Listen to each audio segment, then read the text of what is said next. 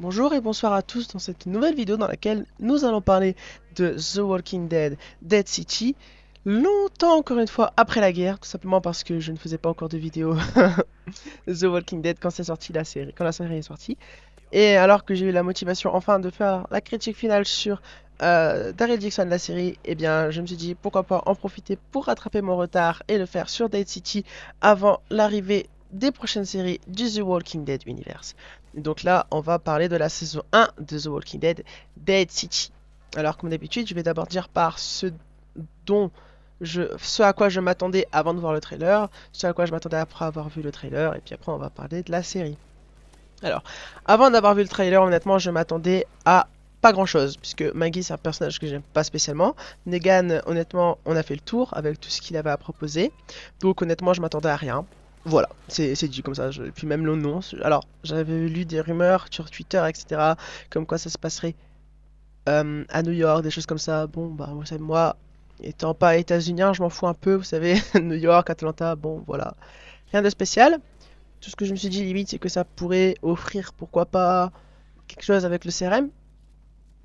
Puisque le CRM, il me semble, n'est pas loin du New Jersey. Mais bah, toujours rien avec le CRM, et voire même peut-être quelque chose de bizarre, mais ça on en reparlera plus tard. Donc voilà. Et après avoir vu le trailer, donc la bande-annonce, honnêtement, toujours, je m'attendais pas à grand-chose finalement. J'ai juste été très surpris par plusieurs plans, notamment bah, le plan final avec le zombie qui a fusionné avec d'autres morceaux de cadavres, etc. pour faire une sorte de truc avec plein de bras et tout. Ça, je trouvais ça, c'était très violent, mais c'était bien fait surtout. Voilà, donc ça, je m'attendais à ça. Et les effets spéciaux aussi, globalement, avaient l'air extrêmement qualitatifs. Donc voilà. Après, moi, je m'attendais principalement en réalité au scénario, et je me disais, mais qu'est-ce que pourrait être le scénario?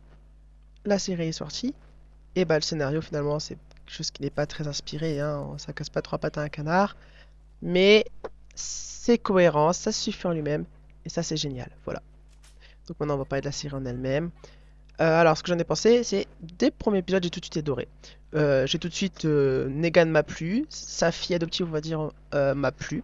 Maggie m'a moins plu, c'est un personnage que j'aime pas, je la trouve horripilante, donc elle m'a moins plu, mais je la comprends, donc ouais, on va dire qu'elle me touche un peu, mais parce que je la comprends vis-à-vis de son fils et tout. Mais voilà, sinon je l'aime pas, je trouve son comportement toujours aussi égoïste et je l'aime pas. Moi c'est vraiment Negan et Ginny qui m'ont beaucoup intéressé dans cette série, pas Maggie, absolument pas elle. C'est important de le noter, je pense, pour la suite. Donc j'ai vu le premier épisode et je me suis dit, franchement, c'est pas mal, c'est bien, hein. Puis ça a continué, j'ai tout vu, et puis honnêtement, je crois qu'il n'y a aucun épisode qui était nul, ils étaient tous bien. De souvenir, il n'y a aucun épisode qui m'a fait dire comme Fear the Walking Dead en mode oh, qu'est-ce que c'est que ce truc-là? C'est quoi ça? Mais c'est quoi ça? Non, non, ils m'ont tous plu. Peut-être qu'il y en a des qui m'ont un peu moins plu que d'autres, je sais pas, je me rappelle plus, mais il me semble qu'ils m'ont absolument tous plu, plus ou moins. Et par contre, il y a un problème, oui, c'est que alors là, on arrive sur un problème qui est pour toutes les séries du The Walking Dead Universe, c'est qu'on a du mal à se repérer au niveau de la géographie. C'est-à-dire, ok, Manhattan, mais déjà, où se trouve le Commonwealth? Où se trouve le CRM? Le CRM est censé être un pays, d'accord? Dans ces eaux-là. Donc c'est impossible que la CRM ou le CRM ne s'est pas inquiété des affaires, de ce qui se passe à Nouvelle-Babylone, à Manhattan ou à d'autres trucs au Commonwealth, etc. Que fait le CRM? Ils sont censés être dans la même zone géographique. Ça, c'est ce que je comprends pas. Et vraiment, ça, j'espère que dans la prochaine série, The One Who Live, ça va vraiment être expliqué parce que là, honnêtement, ça commence vraiment à m'inquiéter beaucoup et ça commence à m'énerver un peu. Où est le putain de CRM? C'est censé être un pays, quoi. Bon, hormis cela, y a pas de souci. Mais ça, c'est l'incohérence du point de vue géographique et contextuel qui me fait un peu mal. Et aussi le fait que, même dans l'île elle-même, je comprends pas trop où sont les personnages. Alors, je sais qu'ils se baladent immeuble en immeuble, mais je veux dire, par exemple, dans la base du chef, bah, j'arrive pas à me rendre compte de la géographie. Y a pas de gardien, il n'y a pas de chambre, il y a pas de séparation. En fait, non, c'est juste un gros truc posé au milieu. Et on voit bien, ils rentrent dedans comme par magie. Et ils sont déjà tous partis. Voilà, moi, il n'y a pas de géographie et je trouve ça dommage, en fait. Je trouve ça triste que ce soit pas montré. vous expliquer. Vous voyez, un peu comme dans Game of Thrones, où c'est pas bien dit, mais dans le Game of Thrones, il y a un générique qui montre absolument tout. Voilà. Ce serait bien qu'il y ait quelque chose, une carte, un truc comme ça. Même si c'est sur Twitter, une carte où il montre une carte officielle du monde, ce serait magnifique. Ça, c'est le gros problème. Pareil dans Daryl Dixon, hein, ce problème-là. Janet, c'est quoi?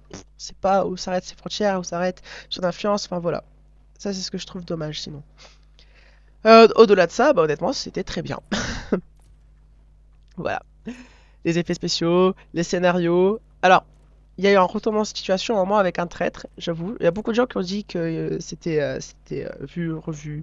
Il n'y avait pas de surprise, mais moi, honnêtement, moi, je ne m'y attendais pas, donc moi, ça m'a vraiment surpris.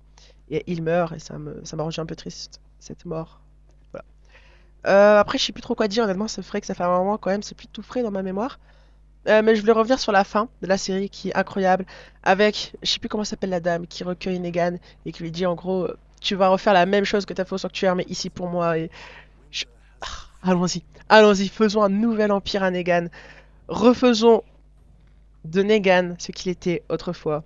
Et il a tout le potentiel pour redevenir. Oh là là là là. Et j'espère que Negan va récupérer Jenny et que Jenny et Negan ils vont être ensemble. Pas ensemble en couple, hein, non, non, non. Non, non, non, je voulais dire ensemble en tant que personnage, en tant que relation père-fille, quoi. En gros, Jenny va reprendre la relève de Negan, quoi. Non, non, pas ensemble en couple. C'est pas ça que je voulais dire. Voilà. Bah écoutez, tout ce que je pouvais dire, je pense, parce que je me rappelle plus beaucoup, donc j'en ferai une vidéo quand la saison 2 sera sortie. N'hésitez pas, vous, à me dire ce que vous en avez pensé de cette première saison, à me dire ce que vous pensez globalement du The Walking Dead Universe à l'état actuel. Puis moi, je vous dis à plus pour de prochaines vidéos. N'hésitez pas à liker, à vous abonner, à me suivre sur les réseaux sociaux. Et moi, je vous dis à plus.